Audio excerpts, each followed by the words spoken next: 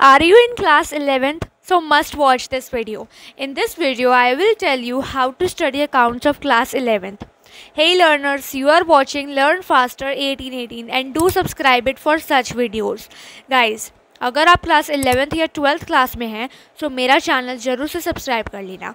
Here you will get all the important questions and strategy जो आपकी studies में help करेंगी. Well, मैंने क्लास 11th को फुल गाइड किया है जिसकी वीडियो आपको मेरे चैनल पर मिल जाएगी और वीडियो के एंड में भी. सो इस वीडियो को भी देखो so that you will know कि क्लास 11th में कैसे पढ़ना है. Literally class 11th class 12th से बहुत आसान है. इस वीडियो को एंड तक देखना बिकॉज मैं इसमें आपको इम्पॉर्टेंट चैप्टर भी बताऊंगी. So let's get started. Look, class 11th में अच्छे से पढ़ोगे तो अच्छे मार्क्स भी ले आओगे.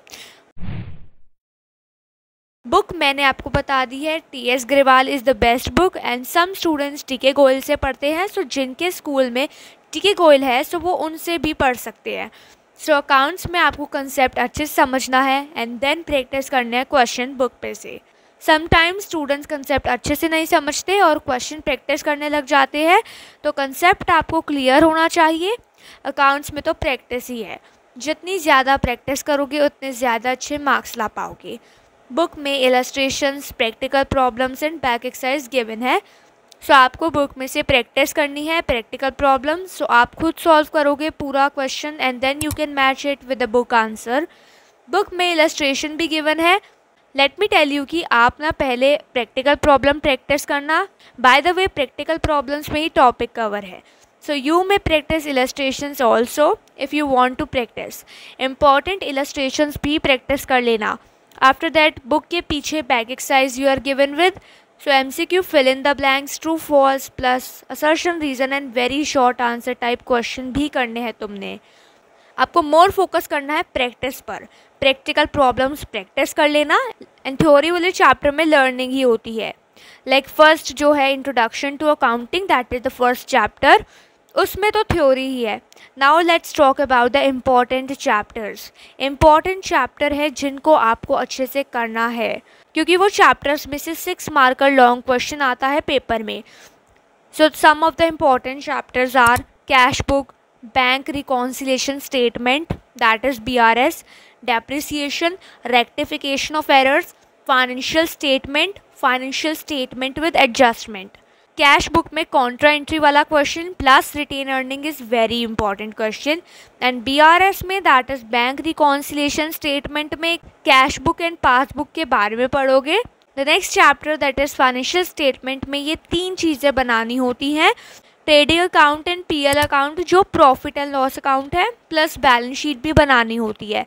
फाइनेंशियल स्टेटमेंट विद एडजस्टमेंट में आपको एडजस्टमेंट भी दे देंगे एंड एडजस्टमेंट के साथ क्वेश्चन को अटेम्प्ट करना होता है.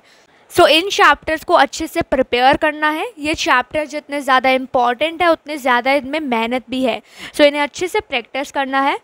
कंसेप्ट समझकर क्वेश्चन करने हैं. इफ़ यू विल कमेंट कि इन चैप्टर में से कैसे क्वेश्चन आएंगे एग्जाम में so I will make a separate video of important question of these chapters.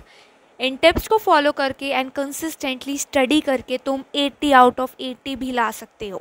So regular test भी देने हैं जिससे आपकी परफॉर्मेंस इम्प्रूव होगी.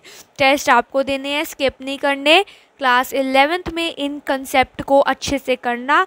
आधे चैप्टर्स इसी कंसेप्ट पर बेस्ड हैं like chapter 8 and chapter 6. Chapter 8 that is journal entry जिसमें जर्नल एंट्री पास करनी होती है. सो वो कंसेप्ट है AELIC का that is A stand for asset, E for expenses, L for liability, I for income और revenue and the last one C that is capital.